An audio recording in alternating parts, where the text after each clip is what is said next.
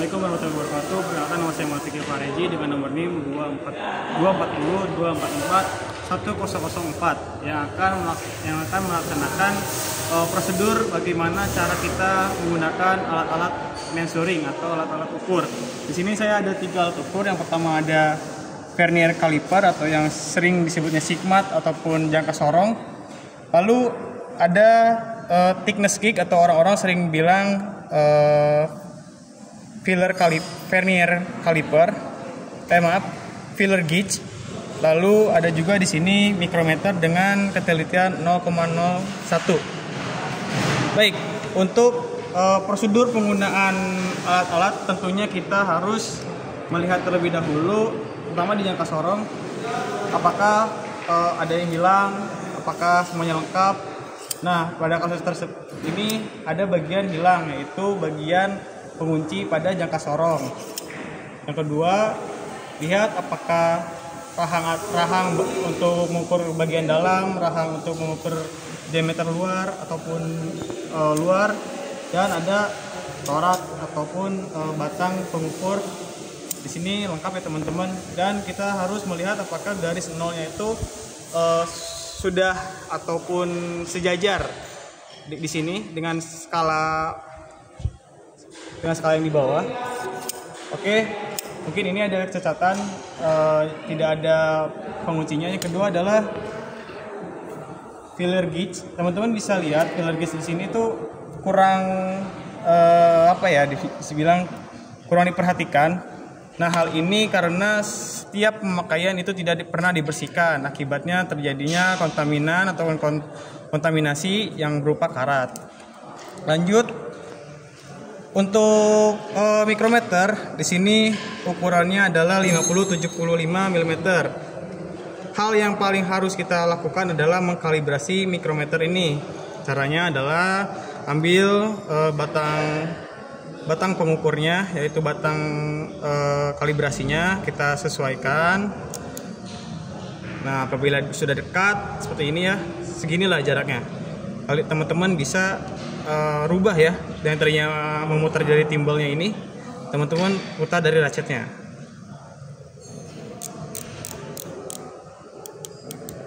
Oke, 0 ya, teman-teman kunci. Lalu teman-teman bisa memutar ininya supaya ke angka 0.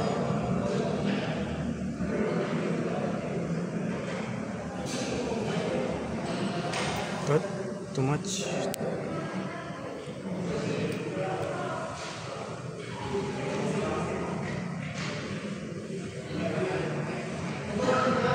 Oke, udah ya teman-teman ya. Baik, untuk cara penggunaan pertama adalah jangka sorong. Cara penggunaannya jangka sorong itu seperti ini, di tengah-tengah batangnya kita bisa mengukur diameternya berapa. Nah, karena gak ada kuncinya, kita harus memegang terus nih, yaitu 9, enggak sampai 9 ya, itu 8,95 mm. Dengan cara kita ukur dulu garis 0 sampai 1-nya itu berapa garis, yaitu 8, belum menyentuh 9. Lalu kita cari yang paling panjang di antara garis-garis dari 0 sampai 0 sini lagi, yaitu 9,5. Per garisnya itu adalah 0,05 mm. Oke. Lalu bagaimana dengan penggunaan filler gauge? Penggunaan filler gauge ini untuk mengukur celah antara part, bisa untuk mengukur celah katup ataupun mengukur celah-celah yang lain. Contohnya seperti ini ya. Di sini ada celah. Kita bisa hitung berapa celahnya. Nah, ini terlalu ya, belum terlalu. Nah, apabila di sini mulai terasa seret, berarti ini adalah ukuran yang sesungguhnya, yaitu sekitar 1 mm. Artinya celah ini adalah sekitar 1 mm. Begitu caranya. Lanjut pada yang kedua. Nah, yang kedua ini menurut saya rada sedikit rumit. Teman-teman harus menggunakan stand dari micrometer. Tapi apabila tidak ada, teman-teman boleh menggunakan ragum, tetapi jangan terlalu sangat kencang sekali ya. Jadi nanti posisinya seperti ini. Nanti teman-teman boleh pakai ragum ataupun pakai standnya. Oke, pertama tadi udah dikalibrasi, kita coba ukur diameter ini. Ingat ya teman-teman, untuk selalu mengencangkannya itu tidak boleh menggunakan area timbal sini, karena nanti pengukurannya akan berbeda hasilnya. Oke, jaraknya sekitar segini, baru teman-teman boleh menggunakan ratchetnya.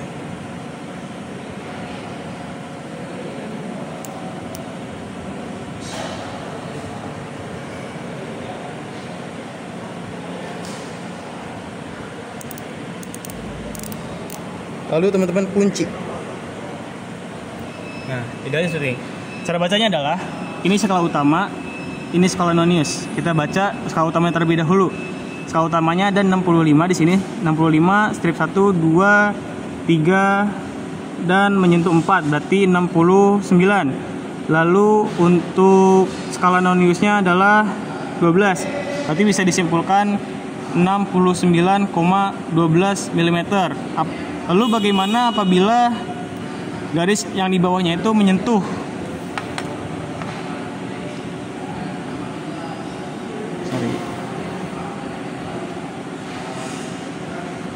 Nah, seperti ini. Apabila seperti ini berarti 65,5. Lalu teman-teman tambah 2, 25, 26. Artinya 65,75 mm. Seperti itu. Lalu bagaimana cara menyimpan alat-alat dengan benar agar tidak hilang, agar tidak awet pemakaiannya dan tidak rusak? Teman-teman pastikan semua itu sudah bersih. Setelah pemakaian ataupun sebelum pemakaian wajib dilap terlebih dahulu. Lalu diberi sedikit pelumas agar tidak terjadinya korosi pada alat-alat ataupun tools yang teman-teman punya. Lalu ditutup. Ini juga teman-teman, ini harus dikasih sedikit pelumasan agar tidak karatan. Lalu dimasukin lagi ke kotaknya dan disimpan di tempat yang tidak lembab ya, tidak lembab udara. Lalu ini juga sama, diberi sedikit pelumas dan kita taruh lagi di kotaknya. Lalu kita kunci. Kalau sudah, teman-teman bisa kembalikan lagi ke tool store dan disimpan pada tempatnya. Mungkin itu aja tips dan bagaimana caranya untuk membaca dan merawat alat ukur. Mungkin apabila teman-teman ada pertanyaan, silahkan komen. Mungkin itu aja yang bisa saya sampaikan. Wabillahi taufiq wal hidayah. Wassalamualaikum warahmatullahi wabarakatuh.